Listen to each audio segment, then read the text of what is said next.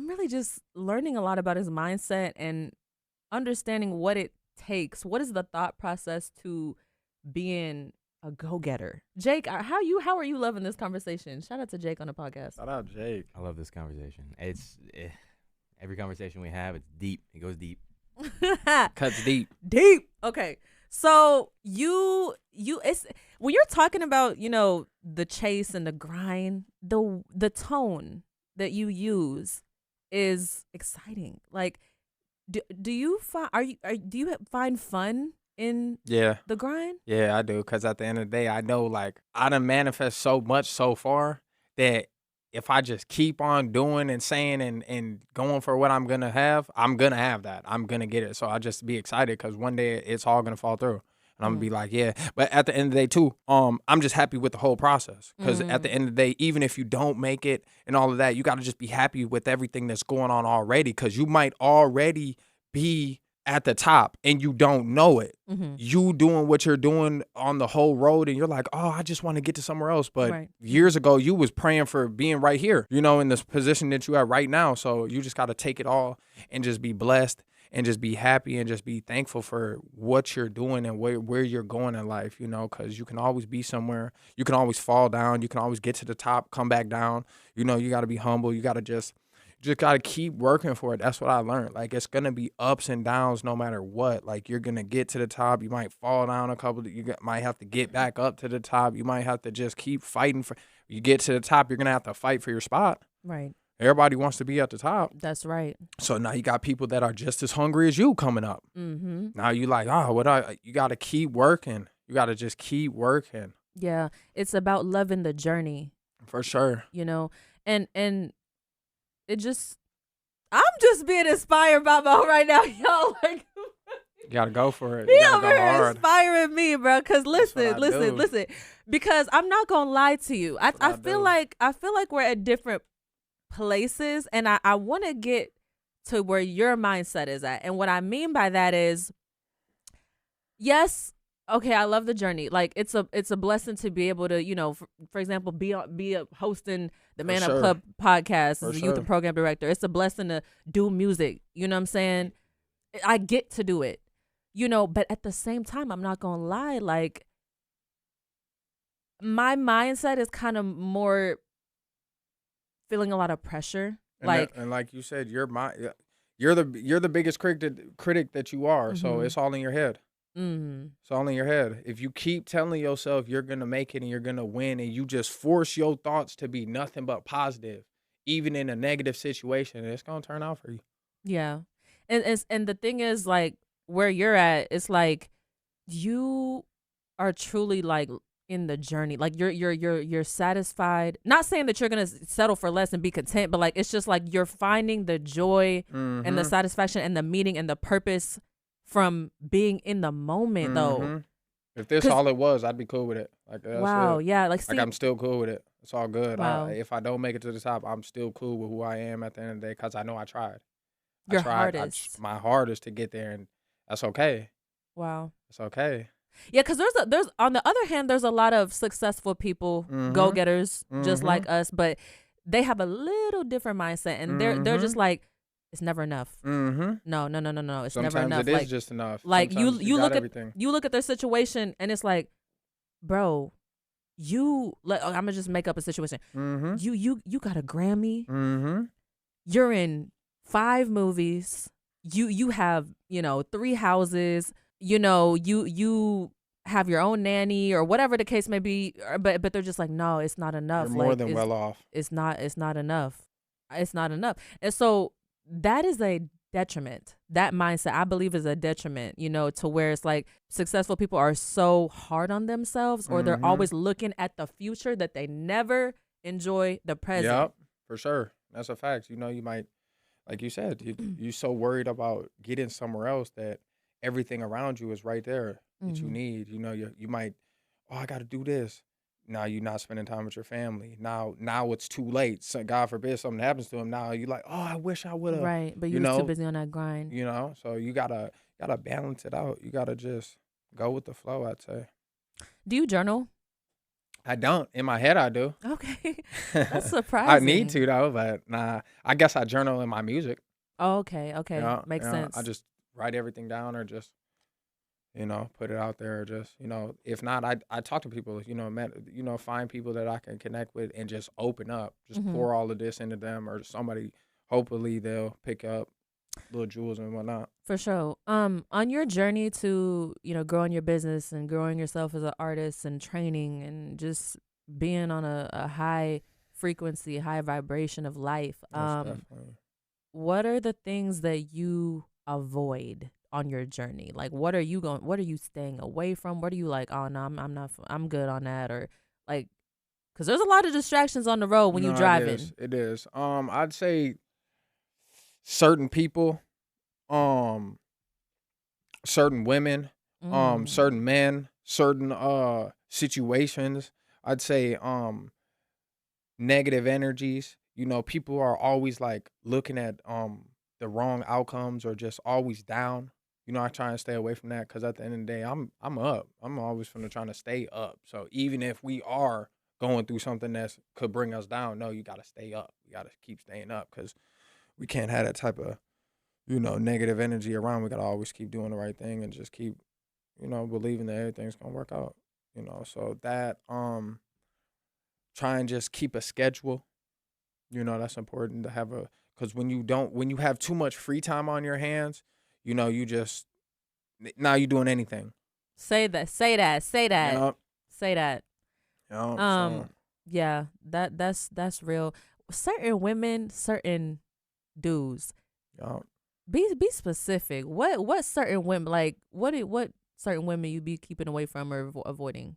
I would say people who don't know where they're going in life. So or people who's always, I just say, like, some people who's always in the club, some people who's always kicking it all the time, people who are always not so much doing the things that they know they need to do to get ahead in life. So you always kicking it, you always having fun, you always smoking, drinking, you always partying. I try and stay away from that, because I'm not even doing that no more. So like, Wow. we'll kick it and party throughout the day, or whatever we're doing, we're gonna find time to have a good time. Mm-hmm. But we're not going. That's another thing that be blowing me. People go out every weekend, and not saying nothing's wrong with that, but like, some people go out every weekend and you're celebrating. What are you celebrating? Like, you didn't do anything. You know what I mean? Like, for real though, you didn't do anything. You've been, BSing the whole time. You blowing your money in the club. You trying to come up, find somebody, or to support where you want to be in life. Everybody's looking for a come up or a person that's gonna get them to the next level, but really it's all on you. So trying to stay away from people or dudes that that be in the streets too much and all of that, and just be going down the wrong path, because at the end of the day, like, that's not where you want to be.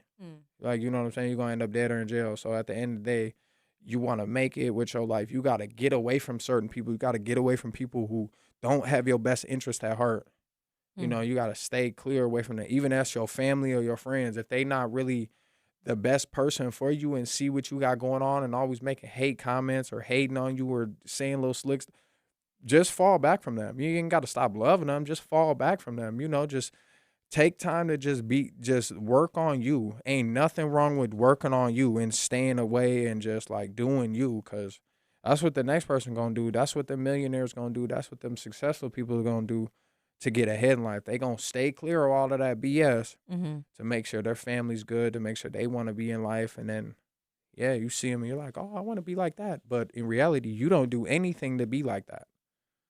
You don't set a schedule. You don't work hard. You don't eat right. You don't have your mind frame right. You don't start a business. You don't do none of that. And you know why, y'all? You know why, though? Because, see, you would think that it's like, oh, everything that you're saying, you would think that people would be like, oh, it's harder than said than done. It's easier said than done. Mm-hmm. And most people are gonna do what's comfortable. Yep. Because the grind is uncomfortable. That's another thing that kills. You got to get out of your comfort zone. You got to face your fears. You got to just dive head first in the unknown. Wow. Yeah. Yeah. Mo, this is golden nuggets. Yeah. Okay, this is golden nuggets. For sure. I love it. Like, I love it. Other words of encouragement for people who want to start their own business, or just thinking right now, like just do it. Just jump right it. in. Just do it like write it down and just go into it. Cause you can always start another business. You could. That's the great thing about this world. You can always start over. If you're not dead, you can always start over. If you're not in a position, you can always start over. Start back over. It's okay to start back over. Just go for it. Just do it. Don't think too much on it. Just go for it. There you have it, y'all. This has been a wonderful episode of the Man Up Club Presents. Mo, thank you so much. Yeah, no doubt. Thank y'all. Thank you so much. Shout out to Man Up Club. Yes. Yeah. We will see y'all in another episode.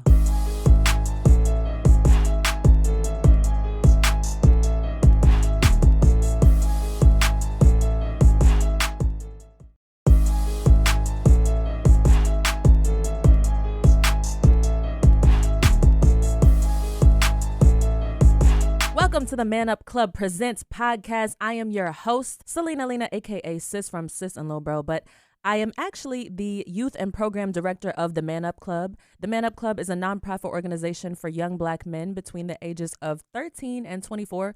We're located in the Twin Cities, Minnesota, and we serve young men in different areas. Our core areas is life skills. We teach social skills, academic discipline, and civic responsibility. The goals of the Man Up Club is to keep them out of the prison pipeline, to keep them graduating from college, to push them towards trade school, or a college after school as well. So we're just all about success, cultivating the individual, mentoring them. And if that's something that you want to support, you guys go ahead and go to www.themanupclub.org. Let's get into the topic of tonight's episode. This gentleman that I have on the show today, he's been here before, and I think we talked about respect before, but tonight he's going to talk about business and entrepreneurship. His name is Moe Azad. He's 28 years old. Give it up for him over the online audience. Okay, Mo, say what's up. What's up, y'all? So we're talking about entrepreneurship. We're really just gonna, pick your brain on how you became this boss of your own. You feel me? Because you got your own business. Yeah. You're 28 years old. You're only in your 20s. You're not even 30 yet. Yeah. So that's commendable. I just want to give some claps for that. Pat yourself on the back. That's right. So tell the people what you do. So I'm a mobile car detailer, based in Minnesota. I'm a video production. I do video production and editing. I do fitness, health and fitness. So when you say you do fitness, you're a coach? Yeah, coach, trainer, meal prep, all that good stuff that comes with that. Motivational speaker, just getting people in there and just, because sometimes it ain't always about like going to the gym. Sometimes people just need like good motivation to get up and get to it. And, everybody got to start somewhere. Well, right. I mean, I would imagine to run your own business, you have to stay motivated. For sure. Like that's key is mindset. So, you're doing a lot of different things. Is there a main focus? Nah, not really. I'm always kind of just looking for new opportunities. Is there one business that kind of outshines the rest right now in your life? Yeah, I'd say my detail one. Okay. My detail and my music though. So my music is kind of, I'm still getting there, but for sure my detail one. That's the one I'm getting money off of for sure. Okay, and what's your business called? Shout it out. Golden Touch Mobile Detailing. Okay, Golden Touch Mobile Detailing, y'all. Make sure that y'all search that up if you're in Minnesota. Get your car cleaned, okay? Come on now. How long have you had that? I think I started that about 3 years ago. Okay. For sure. Finally LLC'd about 2-3 years ago. I started it probably like 4 years ago, I want to say. And for those who don't know what a LLC is, you want to give a quick... That's a limited liability corporation. Mm-hmm. So guys, that is a type of business structure in the U.S. that combines the limited liability protection of a corporation with the tax benefits and flexibility of a partnership. So basically it means that the owners are not personally liable for the company's debts or liabilities. Mm-hmm. It's a popular structure because it provides protection for personal assets while allowing profits to be taxed on the members' personal tax returns. Yep. Y'all got to do your research. You feel me? It's so important to have the knowledge and strengthen your human capital in order to run your own business. But let's back up, let's just back up to you as an individual, Mo, because you're here now and you're doing so many wonderful things, but obviously you grew up like a lot of people have. For sure. You know what I'm saying? You're very relatable. For sure. So let's just dive into the backstory of your life. How did you grow up? Can you pinpoint where the entrepreneurial spirit came from? I grew up with my granny and my little brother. Mm-hmm. And yeah, we just, we're the only ones, that was the only ones I had in my household, and just grew up in like alternative schools and all of that, getting in trouble, all of that good stuff. Yeah, working jobs that I didn't like. You said it was just your granny and your brother? Yup. And you? Yup. For how many years? For about 16. Really, my whole life I lived with them. Okay, what happened? What's the deal with your parents? So they kind of my mom didn't she couldn't she didn't really have custody of me at the time when I was born, so she couldn't take care of me. Okay. And then my granny stepped in, and then my pops he didn't know about me for a couple years. By the time he found out he had me, I was already with my granny, so he tried to get me back. My grandma was like, nah. So he was pissed.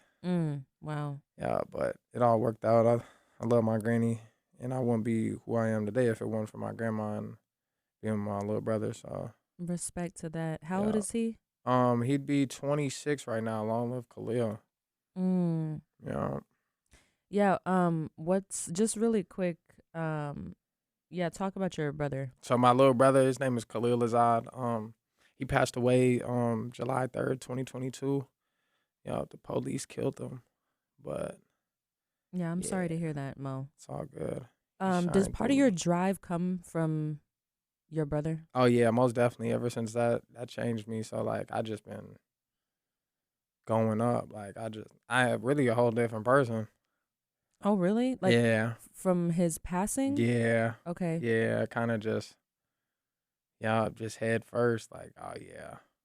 What age were you when he got murdered? So I'm 28, 26. He would have been 24. Wow. Yeah. That's really crazy. I'm sorry to hear that. That's all good. So, I would think to say, based off your answer, that he's kind of like the main motivation for you, for right? Sure, definitely is. What were the other things that birthed this entrepreneurial spirit in you to go get it and be a boss and just be about your business? Where did that even come from? Just like me, just getting tired of working jobs and just like really just being tired of being broke and doing the same thing, and just being like, man, everybody having it their way, or the people that I'm seeing, I'm like, man, how they having all this money? And some people do it illegally, but I'm trying to figure out like, how can I get this money legally and really just have my way and become wealthy and just successful and just do the things that I need to do and just get ahead in life. And then I started reading. I started just watching people. I started surrounding myself around people that, just got more going for themselves. I started adding people on Instagram that, people that are more like influent, but like in the right ways. Okay. So whoever that might be. I started just like reading books. I started just like taking my life more seriously. Really just, yeah. Yeah, just meditating and doing that stuff on your own. I really respect that. Hats off to that. Going through all the trials and tribulations. So right. Yeah. You mentioned that, you part of the reason why you started doing what you're doing is because you wanted to get out of the typical thing that people do, like the 9-to-5 For thing. sure. What were the 9-to-5 jobs that you were working? Man, I had a million of them. I had McDonald's, Taco Bell, Chipotle, warehouse jobs. I worked at what? Then what else? So a lot of fast food. Yeah, fast food, Dollar Tree, wow.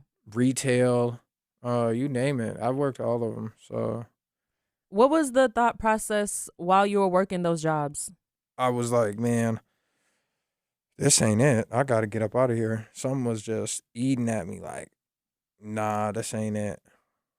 This ain't it. I'll be there for a little bit, like it, whatnot, and then wake up one day and be like,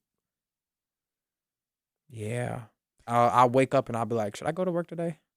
You should just always go with your first thought. So I'm like, man, I don't know. I get up, get ready for work, all of that. I'm at the job the whole time. Like, man, how do I get up out of here? Yeah, and I've gone through the same thing, because the reasons as to why a lot of people feel that way towards those type of jobs. And first of all, I just want to say kind of like a disclaimer here. Like, this is not to knock anybody who's working those jobs right now. And you know what I'm saying? They're like, I know a family that's very well off. He's a father, husband. He's a neighbor of mine, and you know, he likes the stability of that, you know, and he makes good money. So, you know, going to work and spending his day there, coming home, being able to provide for his family, like he's at peace with that. And he likes the idea of, or the fact of being able to retire in 30 years and get those benefits. So for everybody that wants to do that, you know, there's no knocking that. But what I can relate to you on is I've worked those jobs as well.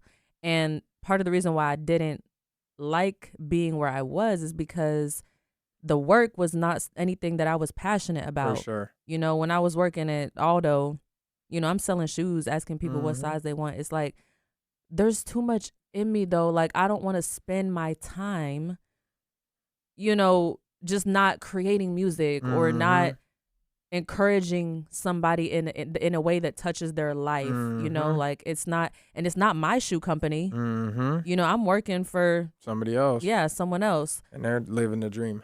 Right, exactly. So what was your most miserable job? Man, I would say them fast food jobs. I worked at Pizza Hut. I worked at I remember that. Papa Murphy's. I think the fast food ones, because yeah, they want you to, every job wants you to be on time, but as soon as you get in, they want you to go straight to work. You just, 7 a.m, you just go. Like, mop them floors. Mop them, you know, can't take no breaks. You get caught on your phone. Or I used to sneak in the bathroom just to sit on my phone and all that for 20, 30 minutes. Like, oh, yeah, man. I gotta take a break. Or I'm just like, man. Yeah, it's a pretty crazy thing. Like, and let me just go ahead and dive deeper into this though. So there's like this perception of Black people and work ethic. And you know, I like, people be joking about it, but like, they'll say like, yeah, the Black people's always gonna be the one to do what you just said, which was they gonna be the one to go on their break, take their 15-minute break and stretch it out to 20 or 25. Most definitely. You know what I'm saying? Do you think so? Are you saying that there's truth to that? Like, yeah, but I feel like that comes from, like you said, not passionate about the work you doing. Because if you love what you do, then it's not even like a job. So you gonna just already love what you're doing. Already want to spend time doing what you're doing. But if you don't like the job and you already got to be there just to make ends meet or get some little money, or you spending 8 hours out your day and you like, man, your mind is already made up. Like, I don't want to be here. Right. You know, so. Yeah, okay, here's a question though. Is that an excuse to underperform? Because you got, like, they're not saying that about white people or Asians. They're not saying, oh, okay, Mo, do you, like, be honest, do you think that, you know, white person working a job or Asian guy working a job is more likely to, you know, like, sit on the toilet or for a long extended amount of time? Nah, but I feel like they might do other things that you might not catch on to. So, you know, whether that's stealing on the company's time, whether that's, you know, because everybody, you know, not everybody's perfect, but some people in these jobs do their little dirt. And, you know, you might be working hard, but they might be, I've seen people, you know, cut people's checks down or whatever, or, you know how that goes. And this is not to put anybody in a box. This is just thoughts that are typical, you know, when it comes to work ethic and race and things like that. So we're going to go ahead and give a pause on this, so tune in to the next segment. This is the Man Up Club Presents. I'm talking to Mo about the thoughts of how he came from being this regular kid, teenager, young man, and now having his own business, but also being a Black man, and the things that you think working a 9 to 5. So we're just really getting into a lot of different thoughts right now. Okay, let's continue the conversation. So, like I said before, there's this perception when it comes to, work ethic and how you've conducted yourself at 9 to 5s. Obviously, when it comes to working, your character as a worker is important. Sure. You know what I'm saying? Like, there's a certain way that you're expected to act as an employee. There's 9 to 5 jobs that hire you and tell you what the expectations are for you. Like, hey, I want you to be a timely person. Are you what is it called? Where you're emotionally intelligent. What is it? Yeah, like, right, IQ, EQ, like what my point is, the jobs are asking people of the qualities that they desire to work those jobs. But a lot of the times you work these jobs and you say all these things in the beginning, but by the time you come to work these jobs, obviously you're not doing what you say you was going to do. Yeah. So when you were working these jobs, like, describe your conduct. Like, was you the worker that came in late sometimes, or like, you know what I'm saying? Like, Most you overextended your breaks. What was it like? Definitely. I did all of that. I worked hard, came in late, took extra breaks. I, worked as hard as I could. I did all of that, so. And then there's different types of employees too. There's the people that they come in and then they do what they're supposed to do, and once their responsibilities are done, they're chilling. You feel me? They're not gonna do nothing extra. But then there's others that they go above and beyond. But they're both getting paid the same, that hourly wage. For sure. Where do you stand with that? Like, yeah. I've been both. I've been on both sides of the spectrum. So, I feel like that came from me liking one of the jobs. Yeah. So my detailing job, I worked at Mercedes. I liked that job. I actually liked that job. So, cause I was doing what I like to do already. So I was just like, oh yeah, I'm loving this. I'm get to wash all the cool cars, do all of this. But we had happened to get a new boss. Mm-hmm. He was on our case. New dude. He ended up getting fired 3 months in. But every time he seen me, I'll be sitting down or whatever. I'll take out the trash. I'll do everything I could. Every time he see me, I got to act like I'm still working, doing something. Because he's going to come over every 5 minutes. He's coming out of his main office just to walk around the floor just to see who's like really just kind of picking on me because everybody else was older. It's a union job, so everybody's 40 plus. So they're already working, but he's coming back, turning over, trying to see if I'm working and whatnot, and always get on my case like, oh, Moses, do this, do that, do this, do this. Dude, what more do you want from me? I've done everything. So, why did you overperform? What was the motivation? Like, was it a promotion type thing? Did you want to show him you were a hard worker? No, like, that was just really for me. Okay, that was just for for me. you. Yeah, that was all for me. Just because I have my own detail business, and at the time I'm like, well, this is all just if I wasn't getting paid for this, I'd still be doing that because at the end of the day, this is what I want to do. Mm-hmm. So it's like this is all just practice. Mm-hmm. It's like practicing when you get on the mic or whatever you do. Practice makes perfect. So the more cars I do, the more I just keep working on it. The more I keep working on things that I don't like to do, I'm just get better at it. So yeah, that's super dope. What I admire about you is that you said you would be cleaning the cars. Yeah. Right. Yep. See, what I admire about you is that you were doing that with a sense of urgency. Yeah. And importance, Yep. even though the actual job wasn't quote unquote of significance. Like you were just cleaning the cars. Yeah. But see, it was because of the passion that you have for cars and the fact that you have your own business with vehicles now, your detailing business, that you just love every part of the industry. Yeah. You know what I'm saying? Like I can relate to that because it's like, and anyone who has a passion about an industry or a certain inclination to one thing is going to relate to that because it's like, okay, let's just say, you want to be an artist, a legitimate professional artist. Mm-hmm. Not everything that you do as an artist is going to be glitz and glamour and it's going to be you in the spotlight like, oh, I'm loving my job, I get to record every single day. No, some days you got to sit down at the computer for 10 hours and learn Pro Tools and watch videos after video. For sure. And that's boring. It is. But it's like when you see the bigger picture of what you want to do with your life and where you're trying to go, it's like, you know what? Let me learn. Let me clean these cars with precision and real care, because I want to be the type of boss that knows every crack and crevice of the business. Yep. So it sounds like that's the type of businessman that you are. Like you're not somebody that operates at the top and you're only focused on the high level things. Because to run your own business, you got to pretty much run it from be it all. Right, the bottom up. Yep. You got to do it all. Yeah. So as a young Black male, what was the possibility of you seeing yourself run your own business? Was that very likely? Was that rare for you to think about? No, because I always used to manifest it. I always used to picture myself like, man, I'm gonna have my own little business and my own little thing going on. Like, it just was like, what am I do? Mm-hmm. You know, like what am I gonna do? What do I like to do? One day I bought a Benz. That's how I started my detail business. I bought a Benz. Mm-hmm. All black Benz. I was cleaning it one day.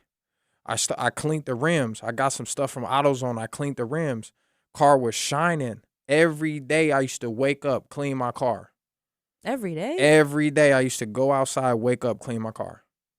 Every day. I started with a little products that my homie one day texted me like, Mo, why don't you start your own car wash business? Bing. The same night, I'm on my phone, on the iPhone, on the little pad, on the notes. Everything I do to my car, wax, tire shine, vacuum, all of the little stuff, and that's how I started. Literally started from flyers and a piece of off the notes on the phone to having business cards and having a website and LLC in it and taking it to. Wait, so someone just put this idea or this seed in you, and then it exploded within you? Like it was just like a light bulb that went off? Same day you said it, I was on my phone. I sent them the itinerary the next day. Like, come get your car detailed. Come get your car washed. You see, y'all, the power of having people speak into your life and the power of somebody who can be so observant to look at what you're doing and then be like, you know, you good at this. You should do this. Listen to those people. Listen to those people, because you never know what could come about that. For sure. And honestly, people are a reflection of yourself. People hold up a mirror. You know what I'm saying? Like for me, people will tell me, Celena, you should do more public speaking. You know, and it's like, but when you listen to what people are saying, you should explore that, because you just never know. Sometimes you're your worst critic, you know. But let's back up, Mo, because you said that you was cleaning the bins every day. Every day. I still clean all my cars every day. Every time I get a chance to, And you never came across the thought of I should do a car detailing business? No. So what was the reason? Why were you doing that? Just to keep my car clean, because I liked how it looked.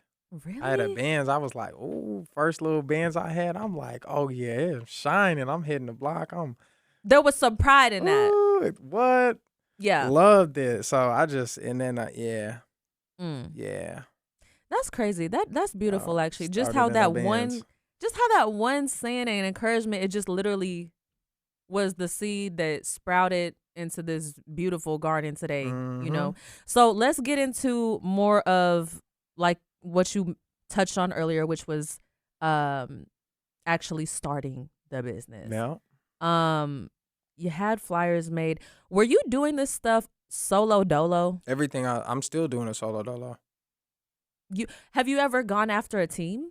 Kinda, but I just got to get to the point where I got all my ducks in order, so I can start hiring people and all of that, and just getting more just solidified with it a little bit more. You know, it's hard when you're doing it yourself, so you just got to keep going. That's all it is. You just got to keep going, keep climbing up the mountain.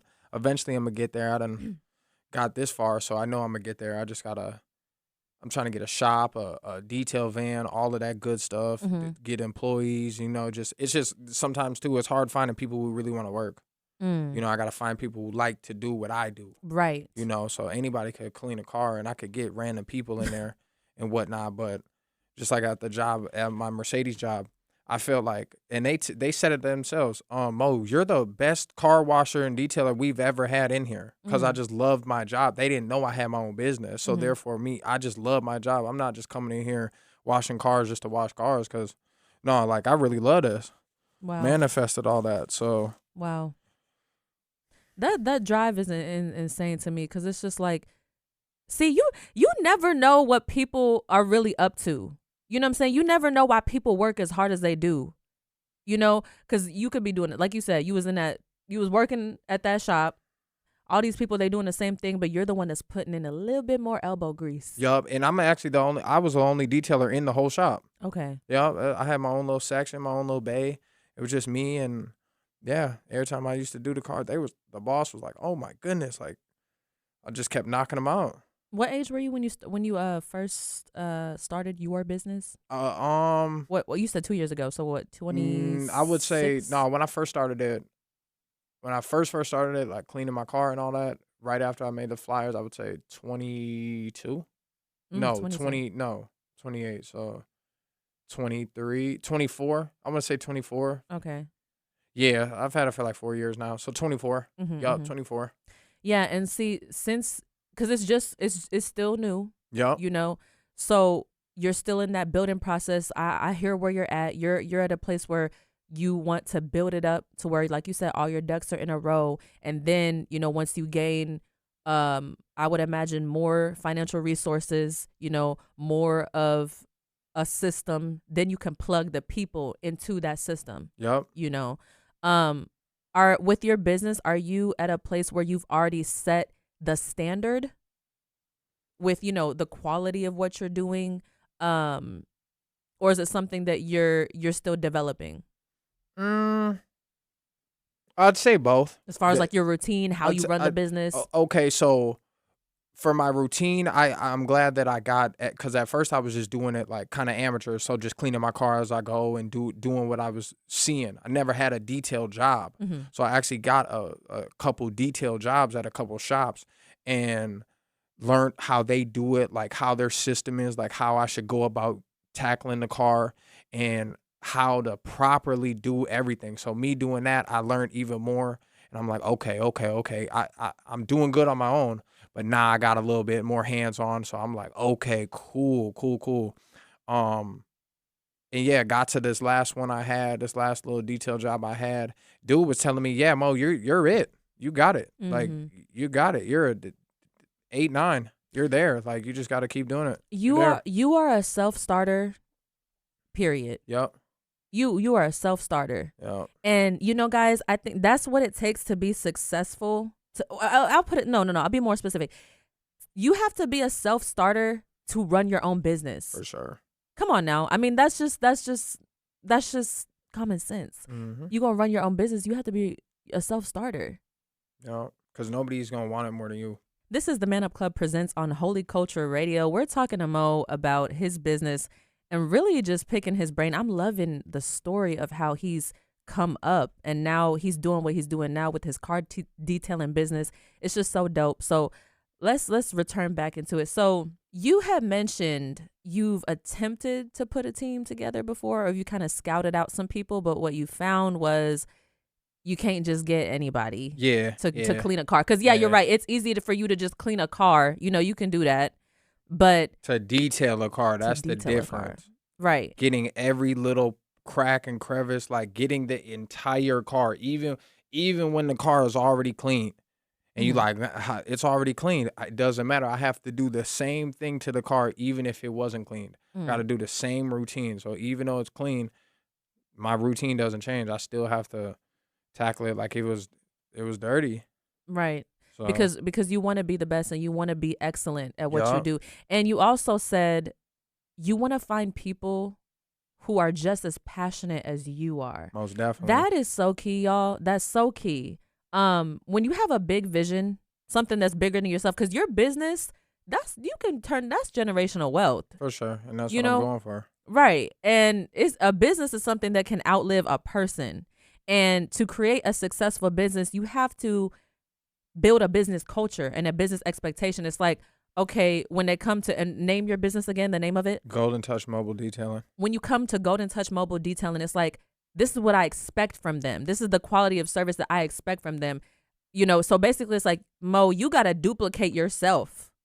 So yeah, what has been the challenges? What have been the challenges that you faced with trying to find people? What have you ran into before that you was just like, oh no, like this is not it. I can't. Just like you know, I have friends and family help me out, you know, because everybody needs help. So I'll have them help me out here and there just to get the time rolling or whatever it is. But like, they're not gonna have the eye I have. Some people ain't gonna see everything. They'll be like, oh, it's already clean. No, it's not clean. Like you missed a spot, and now you touching stuff, and now you gotta just know one of my bosses told me, you know, methodically, you gotta methodically get in and out and maneuver around the car without dirtying back up the spots that you already clean, and just, you know, because you don't want to backtrack. You want to get it in timely manner. You should detailing a car should only take about 3 hours at the most. Oh wow. Filthy from start to finish, wash everything to buff, wax, all of that. It should only take about 3 hours.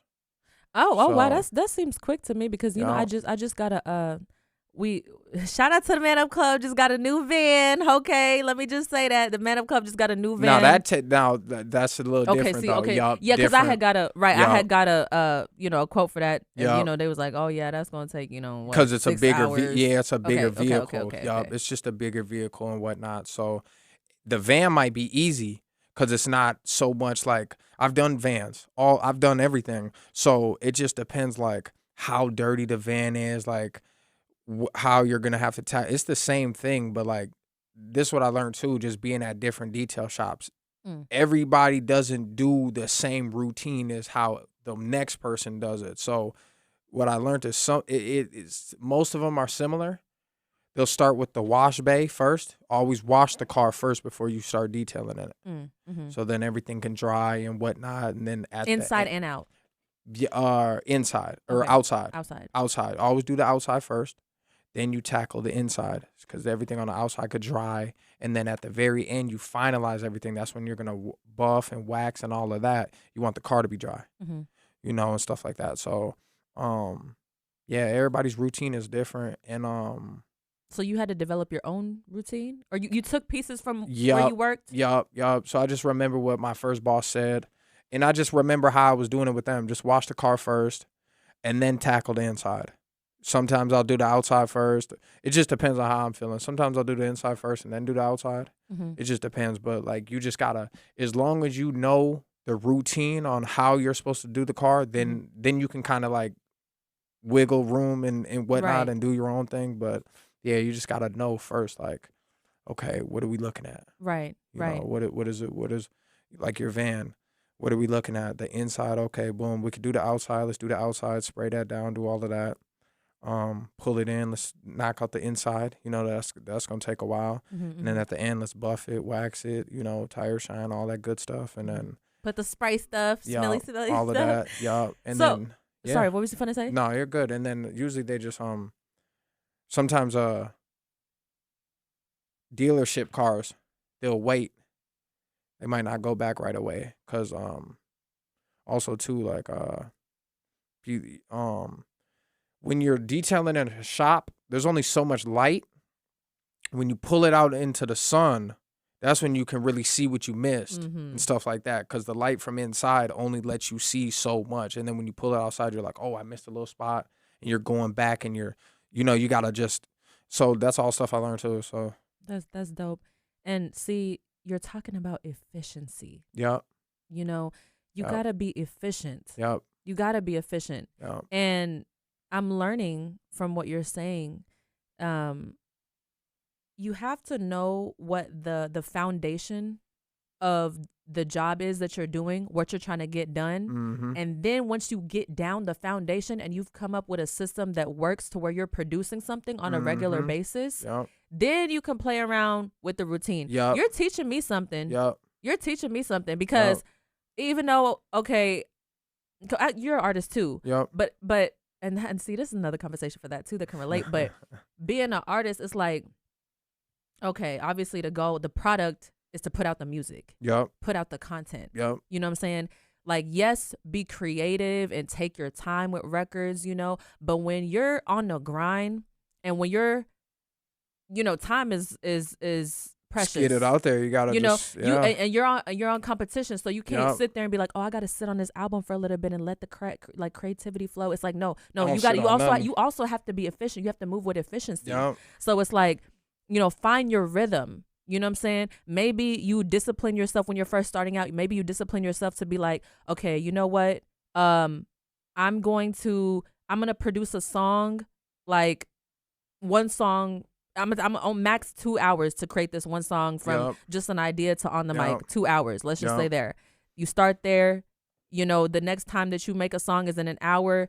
The next time you make a song is in 3 hours. Find the average, but then keep cutting that down to where you can be efficient. For sure. So I really like that. Like, I just really like the mindset that you have about it. I like the passion. You're just, you're creating a culture for yourself in what you're doing. Yep. So where are you at now with the business? Like, what are your goals? Just to get a shop, get a detail van, hire customers, clients and whatnot, or employees. Yeah. I got you. And then just keep building it to a multi-million-dollar business one day. So just franchises, hopefully. Okay. And if not that, just keep working on mine to where one day I don't have to be detailing anymore. Right. I'm always love it, but I don't want to get up and clean cars all day. You gonna get 60 years old one day. I get tired of that already when I'm doing it. So I just be like, man, so. And you an artist. Yep, all of that, doing everything. You fitness training. I'm doing all of that in one day. So making music, going to the gym before all of that, going to the gym before everything, then started my day with a detail. So I just already went hard in the gym for an hour and a half. Mm-hmm. Now I'm going to do a car for 3-4 hours. That's like working out already because you got to get in there, bend down, all of that, back be hurting. You be like, man, it's hot, sun, all of that, because I don't got a shop, so I'm going through the motions. So okay, but it ain't hot sun now. It's wintertime. Nah, for sure. So right now I ain't doing no details just because it's wintertime. But okay. That's why I got to get a shop. Because if I had a shop, I wouldn't stop. It wouldn't be seasonal. Yep. Right. Nope. I wouldn't stop. Okay. So when are your seasons of operation then? So anytime, soon as the snow stops hitting, I could do a detail right now. Okay. If it was in the garage. Okay. If it's heated and whatnot. It just depends on the weather. Yeah, it just depends on the weather. If it's not too crazy out and whatnot, I can come in, still do it and whatnot. But yeah. Mo, how do you keep going, man? Like car detailing is a physical job, and then you go to the gym. That's great. You keep up with your physique. But you're also an artist. That's if you on stage, you perform, and that's physical too. But then you have to have energy for everything. And then people be like, if you put your time to a lot of different things, you can get so stretched out that you don't deliver on one thing. Can. So how do you do all this? I just made it my life. Like I kind of just worked it into my schedule. I just made it my life. Like, okay, you got 24 hours in a day, right? So I could work on my music for an hour. Okay. I could write a song for an hour. I can post detail stuff. I can watch all videos for an hour. I can go to the gym for an hour. That's just 3 hours right there. Now I still got 23, 22, 21 hours in a day to figure it out. And just like, okay, a lot of it is, like I said, health and fitness. You got to eat right. You eat the right foods, you're going to have more energy. Right. Stuff like that. So it's just like, and just really just being motivated and just like really just knowing that you're going to go somewhere and you want to go somewhere in life, you got to work for it. At the end of the day, you got to work for everything that you want. It's not going to be handed to you. It's going to look like, and then when you get on, it's going to look like it was overnight success. But in reality, everybody doesn't know that I've been working this whole time, been going hard. I've been just, little by little, just one step in front of the other, just keep climbing up the mountain. Like, okay, until eventually I'm at the top. Like, how? Because I never stopped. You guys were, getting off on your exit, or I'm the captain of the train. I'm not getting off. I have a destination to be at. If you want to get off on your stop, that's cool, but I gotta go for it. I gotta make it. Like I told myself a long time ago, like I'm gonna make it. Like there's no way. Like it gotta it has to happen. Like it's gonna happen. There's no other way.